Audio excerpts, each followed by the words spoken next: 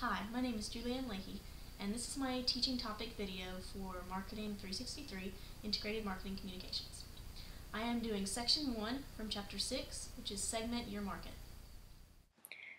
Segmentation is the process of dividing a larger market into smaller pieces based on one or more meaningful and measurable shared characteristics. It's important to do this so that you can focus your resources on customers whose needs you have the best chance of satisfying. Segmenting the population gives you a concrete, more specific vision of your potential customer rather than just advertising to people in general. It also provides focus on those people more likely to buy your products and lets you estimate the number of people in a given category to give you an idea of your potential market size. There are several ways in which to segment your market. Demographic, which are measurable aspects of a population. Geographic, which defines key aspects of climate, culture, and customer density. Psychographic, which is based on customers' personalities, attitudes, values, and opinions. Behavioral, which divides the market in terms of participation or non-participation in a given activity. And business to business, which base their segmentation on other businesses rather than end users. The first way to segment your market is demographics. These are measurable aspects of a population, such as gender, age, life stage, household income, education, occupation, race or ethnicity, religion, and socioeconomic status. Let's watch this clip of how Dr. Pepper 10 uses gender segmentation to target males to buy their product. Hey, ladies. Enjoying the film? Of course not. Because this is our movie! And Dr. Pepper 10 is our soda. It's only 10 manly calories, but with all 23 flavors of Dr. Pepper. It's what guys want, like this. Catchphrase. So you can keep the romantic comedies and lady drinks. We're good. Dr. Pepper 10, it's not for women. Okay, next we have geographic segmentation, which defines key aspects of climate, culture, and customer density. Zip code identifies roughly 43,000 neighborhoods. Zip codes are often used as the basis for direct mail advertising. Metropolitan Statistical Areas, the U.S. Office of Management and Budget, defines 363 MSAs in the United States.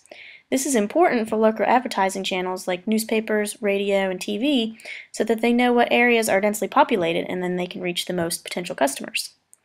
Designated market areas are markets in the U.S. that are in range of a particular broadcasting station.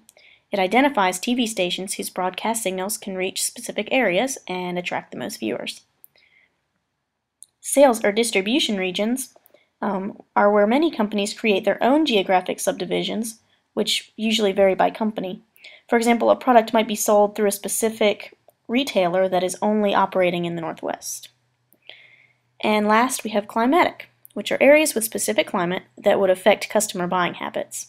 Here's a clip of a commercial using climatic segmentation to target people who experience cold winters.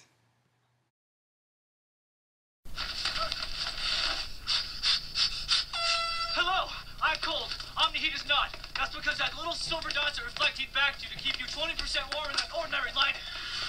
It also breathes so you don't get overheated. No matter how cold it is outside, you're always warm inside Omni-Heat. Jacket, out of the circle. Jacket.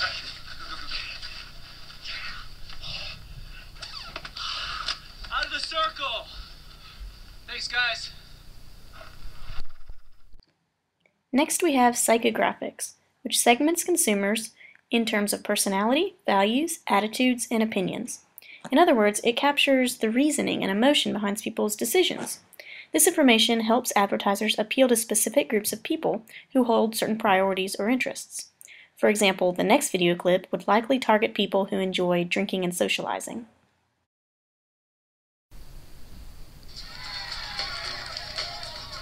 The police often question him just because they find him interesting. His beard alone has experienced more than a lesser man's entire body. His blood smells like cologne. He is the most interesting man in the world. I don't always drink beer, but when I do, I prefer Dos Equis.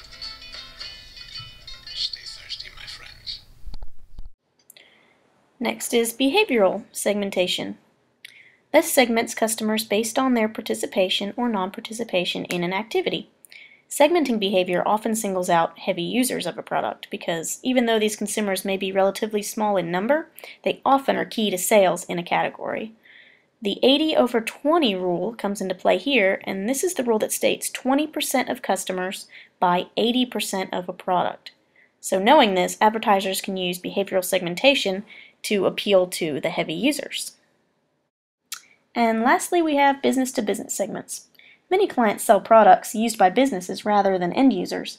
Business-to-business advertisers also segment their markets, but they do it a little bit differently.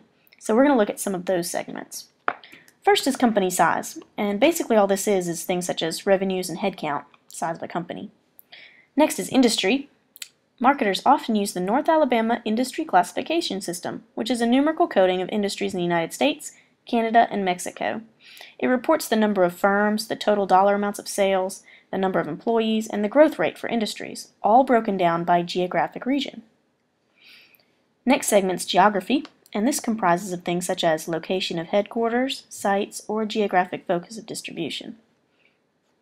Buying cycle. Companies often have a deliberative process for buying with known intentions to buy within a certain number of months, so it's smart for a company who is selling a product to know the other company's buying cycle. And lastly, buyer role. Advertising often targets specific people within an organization.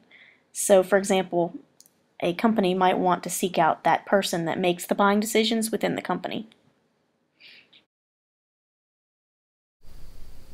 So as you can see, segmenting plays a huge role in how companies target their markets and ultimately reach their consumers.